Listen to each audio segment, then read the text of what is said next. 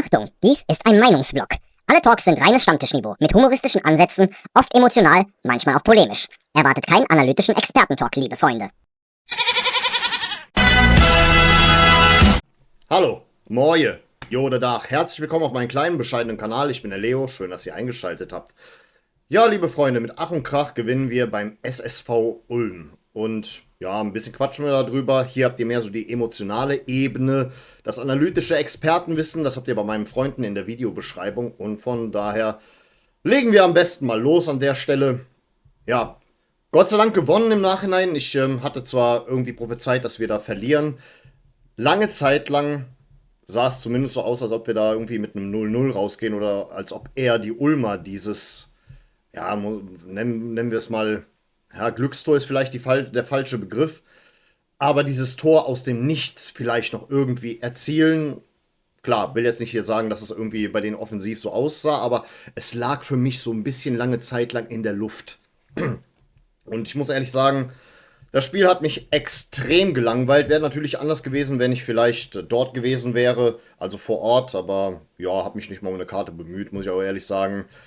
War natürlich auch für einige Fans sehr verärgernd, dass sie halt relativ spät beim Spiel angekommen sind. Ich dachte zuerst die ganze Zeit, boah, ist das wieder so eine peinliche Nummer, dass unser Fanblock da irgendwie keine Stimmung verbreitet. Aber es lag halt im Nachhinein daran, dass die Szene ein bisschen zu spät angereist ist, beziehungsweise zu spät das Stadion erreicht hat wegen einer Vollsperrung kurz davor.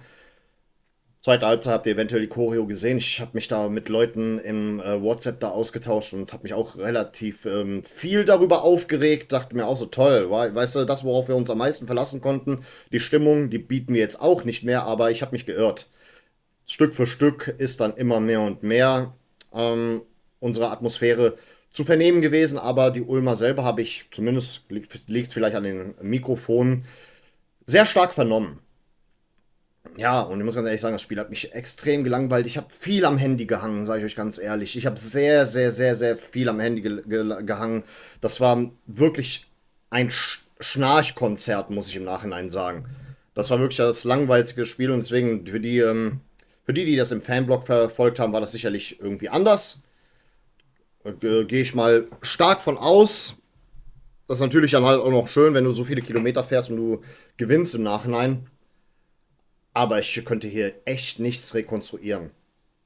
Im Nachhinein siehst du dann halt noch das Siegtor durch Luca Waldschmidt. Hey, nice. Auf jeden Fall.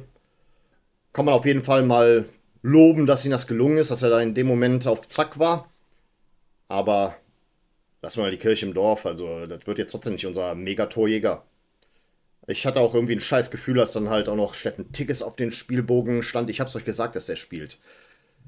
Ich will ja jetzt nicht sagen, dass er sich nicht irgendwie bemüht hätte, irgendwie einzugreifen. Der hat zumindest nicht irgendwie unbeteiligt herumgestanden, aber naja, als Stürmer mal wieder nicht seine Pflicht erfüllt und, ja, keine Ahnung.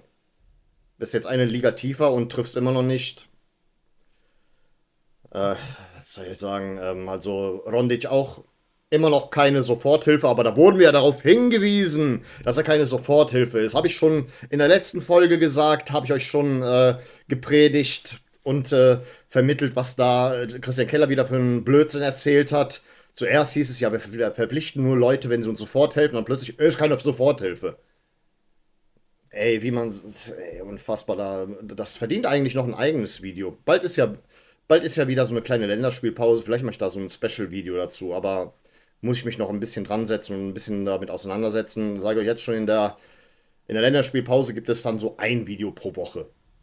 Das fühle ich gerade so mehr. Lieber mache ich mir für ein Video mehr Gedanken oder so ein einziges Video kommt dann in der ersten Woche und in der zweiten Woche sind wir dann schon wieder in der Spieltagswoche, sage ich jetzt schon mal. Im Nachhinein überwiegt dann schon wieder die Erleichterung. Und für heute habe ich dann auch wirklich nur ein einziges Fazit. Bei dem, was wir da gestern gesehen haben, das war wirklich nicht schön, das war aber auf jeden Fall nicht besonders gut. Das deutet nicht darauf hin, dass wir im nächsten Spiel gegen Darmstadt, ja, wie soll ich sagen, einen überzeugenden Sieg einfahren. Wenn wir überhaupt was einfahren, das ist auch schon wieder die Frage, die wir uns dann stellen dürfen. Weil Angstgegner, klar, 2023 haben wir bei denen da mal 1-0 gewonnen, aber für mich ist das schon wieder eine gefühlte Ewigkeit her und bisher Ja, wir wissen ja, was die mit uns angestellt haben. Deswegen, keine Ahnung, ich glaube, mein Spieltagstipp jetzt am Ende der Woche, wenn wir dann kurz vor dem Spiel stehen, wird auch wieder, egal ob ich recht habe oder nicht, ich werde wieder auf Niederlage tippen, sage ich jetzt schon mal im Voraus. Nur wie hoch, das muss ich noch entscheiden. Für mich gibt es da nur ein Fazit nach diesem Spieltag. Sämtliche Mannschaften sind zu Recht in der zweiten Liga. Wirklich jede Mannschaft auf ihre eigene Art und Weise. Jeder Aufsteiger ist zu Recht in dieser Liga. Damit meine ich auch explizit gerade den SSV Ulm, der eigentlich gar nicht so schlecht gespielt hat gestern. Ähm, die Mannschaften, die bisher in der zweiten Liga stagnieren, wie zum Beispiel Schalke, HSV, der aber auch gestern gewonnen hat, deswegen im Nachhinein Platz 2 für uns, auch zu Recht in der zweiten Liga. Und auch die Absteiger, zu denen wir zählen, sind auch zu Recht in der zweiten Liga. Und deswegen ist es so eng dort. Jede Mannschaft, da gibt es keine einzige Mannschaft, die ich davon ausschließen könnte, ist zu Recht in der zweiten Bundesliga.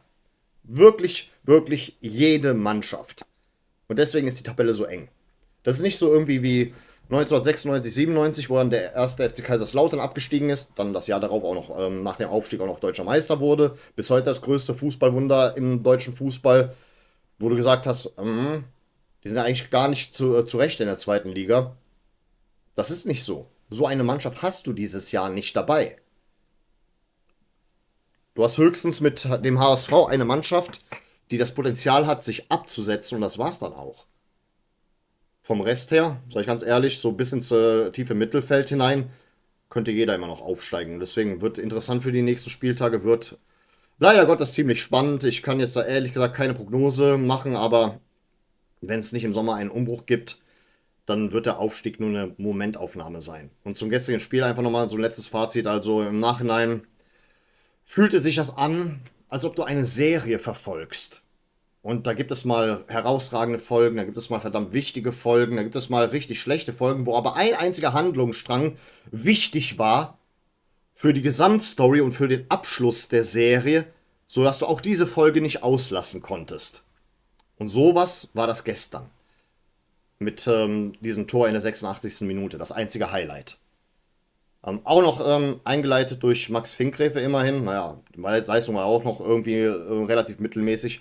War schön, dass die Vorlage dann im Nachhinein von Jan Thielmann kam, der endlich mal wieder offensiv eingesetzt wurde und das dann gefruchtet hat.